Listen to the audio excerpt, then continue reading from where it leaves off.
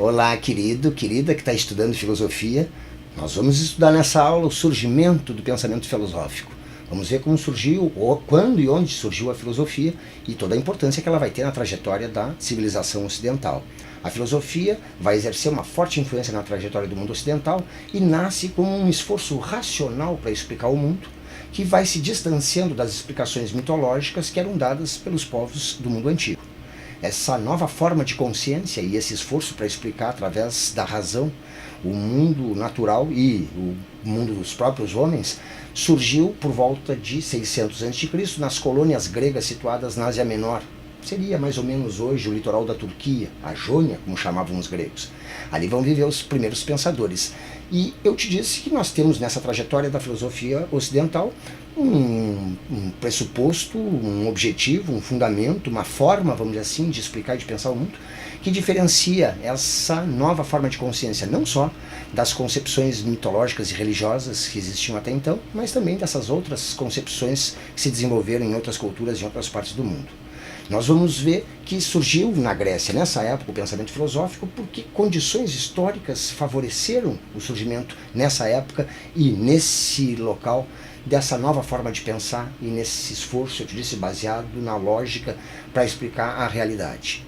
Se a gente considerar que os gregos entraram em contato, através do comércio, com povos e culturas de todo o mundo daquela época, seja de uma maneira mais intensa, né, seja de um modo um pouco mais indireto, mas enfim, a posição geográfica, o local onde essa civilização floresceu, o comércio que colocou esse povo em contato com outras culturas, certamente criou condições para que ele pudesse relativizar gradativamente suas crenças, e que no contato com outras culturas se desse conta de que existem outras leituras, outras formas de explicar o mundo além daquelas que existiam, herdadas pela tradição e que foram construídas com base naquela linguagem metafórica e simbólica que os mitos usam para explicar a realidade natural e a realidade humana. Isso não quer dizer que a filosofia seja um modo superior. Eu acho que a gente já deve considerar desde agora que existem várias formas de consciência que procuram explicar a realidade, dar sentido para o mundo e para a existência humana, e a filosofia é mais uma dessas formas que vai aparecer nesse momento que nós estamos percebendo. Mas isso não quer dizer que os mitos, as próprias religiões, não trouxessem uma explicação e um significado para a existência humana e para o mundo natural, que se tornaram desde cedo, vamos dizer assim, indispensáveis para o homem. Ou seja, o homem é um ser que se pergunta, mas alguém disse que também não é muito exigente com as respostas. O que eu quero dizer é que desde as primeiras explicações que foram criadas, né, nessa linguagem simbólica dos mitos e das lendas, a tendência é que elas se reproduzissem e se transmitissem naturalmente, como se transmitiram ao longo dos séculos, sem qualquer tipo de questionamento, porque afinal de contas essa é a característica do mito e da religião, né? A aceitação pela fé, sem necessidade, sem exigências de comprovação, ou sem provas, né, de que aquela verdade revelada, vamos dizer assim, precise se sustentar, a não ser na aceitação e na fé dos indivíduos que a recebem, que a abraçam, que a professam. Mas a filosofia traz pela primeira vez uma forma de conhecer o mundo que parte do questionamento, que parte justamente da dúvida.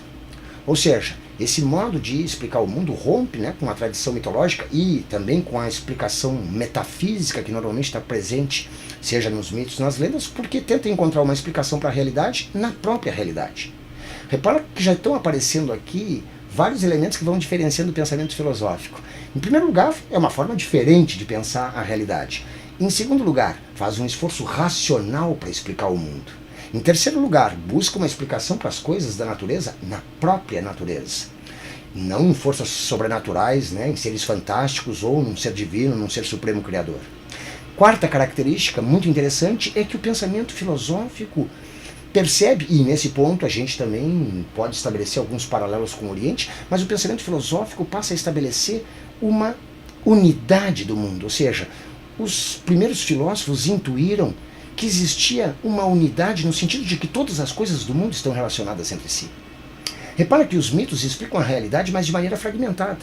E não necessariamente um mito ou uma explicação se relaciona de maneira coerente com outras explicações para as coisas da natureza.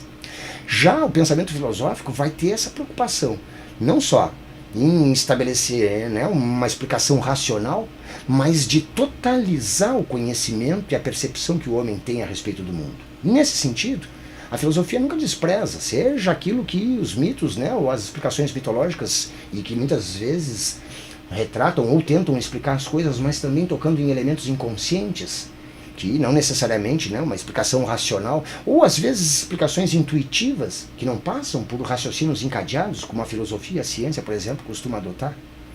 O fato, e agora eu falei de ciência, porque desse modo racional de explicar o mundo, que é a filosofia, séculos depois vão se separar as ciências como a gente entende hoje, que passam a focar, especialmente a partir do século XVII.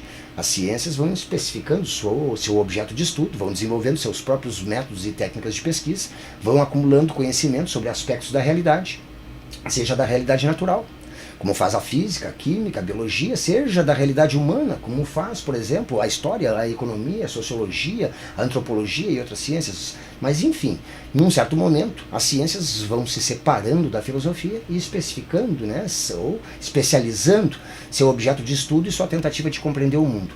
Resta para a filosofia justamente essa disposição em totalizar o conhecimento que se produz através desse esforço racional.